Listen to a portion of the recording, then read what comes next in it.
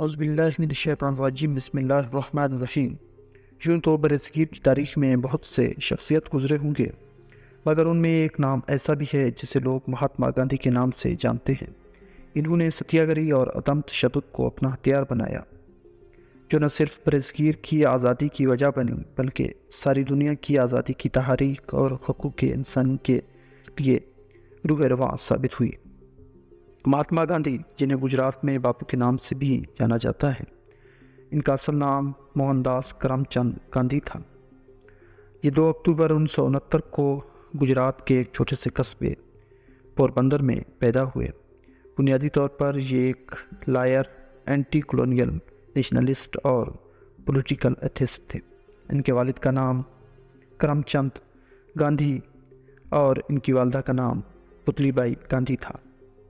یہ اپنے والدین کا سب سے چھوٹا بیٹا تھا۔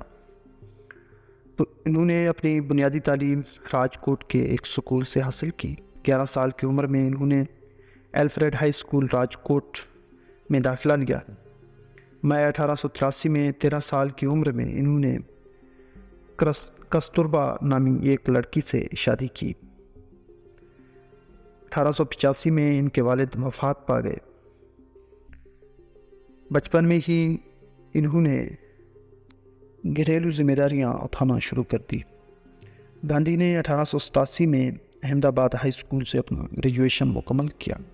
1888 میں وہ سمل داس کالج میں داخل ہوئے۔ بعد ازاں انہوں نے کالج چھوڑ دیا اور وہ واپس اپنے خاندان میں چلے۔ میو جی دیو، جو ان کا خاندانی دوست تھا، انہوں نے ان کو نصیحت کیا کہ وہ قانون کی تعلیم کے لیے لندن چلے جائیں۔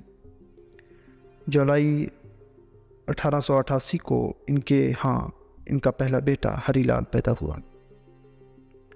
10 اگست 1888 کو وہ پوربندر سے ممبئی چلے گئے۔ وہاں پر ان کے جو فرقے کے بزرگوں نے انہیں نصیحت کی کہ وہ اپنی خاندانی روایت لندن جا کر ہرگز نہ بھولیں۔ 4 ستمبر 1888 کو وہ لندن چلے گئے۔ وہاں پر انہوں نے یونیورسٹی کالج لندن میں داخلہ لیا اور انگلش لٹریچر پر کلاسیں لینا شروع کی۔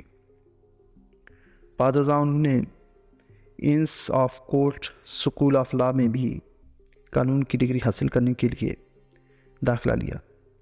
جون 1891 کو وہ انڈیا واپس آ گئے۔ انہوں نے ممبئی میں بطور وکیل اپنا پریکٹس شروع کیا، لیکن وہ کچھ زیادہ کامیاب نہ ہو سکے۔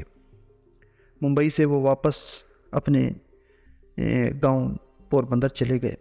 1893 میں انہوں نے ایک مسلمان تاجر جن کا نام دادا عبداللہ تھا، ان سے کنٹریکٹ کیا۔ ان کو ساؤتھ افریقہ میں اپنے بزنس کے سلسلے میں ایک وکیل کی ضرورت تھی۔ 1893 کو وہ افریقہ چلے گئے۔ 1893 سے 1914 تک وہ تقریباً 21 سال ساؤتھ افریقہ میں رہے۔ یہاں پر انہوں نے بطور سول رائٹ ایکٹیوسٹ اہم کردار ادا کیا اور وہاں پہ موجود انڈینز کے لیے بھرپور آواز اٹھائی۔ جیل کی صعوبتیں بھی برداشت کی۔ 1915 کو وہ انڈیا واپس آ گئے اور یہاں آ کر بھی جو یہاں کے لوگ تھے ان کے لیے بھرپور آواز اٹھایا۔ 1918 میں ورلڈ وار 1 میں انہوں نے اہم کردار ادا کیا۔ 1919 کے خلافت موومنٹ بھی گاندھی کا کردار ڈھکا چھپا نہیں ہے۔ 1921 کو وہ کانگریس کے سربراہ منتخب ہوئے اور انہوں نے باقاعدہ طور پر اپنے سیاست کا آغاز کیا۔ نان کوآپریشن موومنٹ، جو کہ ان کی سیاسی تاریخ کا ایک اہم سنگ میل ہے، ان کے آزادی سے متعلق خیالات بالکل واضح تھے، جن کا ذکر انہوں نے اپنی کتاب ہند سوراج یعنی انڈین ہوم رول 1909 میں کیا۔ اس میں انہوں نے بتایا کہ برٹش جو ہم پہ حکمرانی کر رہے ہیں، ان کا حکمرانی کرنا ہم پر بنتا ہی نہیں اگر ان سے ہندوستانی کوآپریشن کرنا چھوڑ دیں۔ 1930 میں انہوں نے مشہور ڈنڈی سالٹ مارچ شروع کیا جو کہ 400 کلومیٹر طویل تھا۔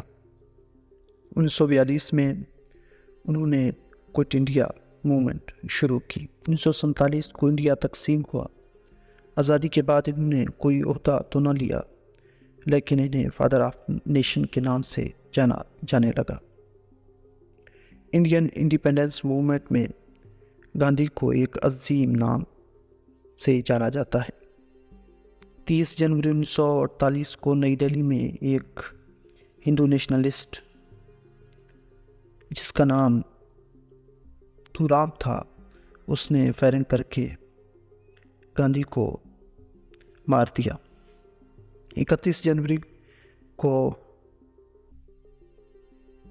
مقدس جمنا کے کنارے گاندھی کے راک کو سپرد خاک کیا گیا۔ کچھ ہی عرصہ بعد ایک یادگار بھی تعمیر کی گئی جو عام جنتا کے لیے آج بھی کھلا ہے۔ ادبی لحاظ سے بھی گاندھی ایک بہت بڑے نام تھے۔ انہوں نے بہت سی کتابیں لکھی۔ ان کی auto biography the story of my experiment with truth کے نام سے موجود ہے۔ انڈین گورنمنٹ نے 1960 میں ان کی کلیکٹیو ورک جو تھا اس کو پبلش کیا جو کہ 50,000 پیجز اور سینکڑوں والیوم پر مشتمل تھا۔ امریکن ہسٹورین اسٹینلے وولپرڈ نے گاندھی کو Indian greatest revolutionary nationalist leader قرار دیا۔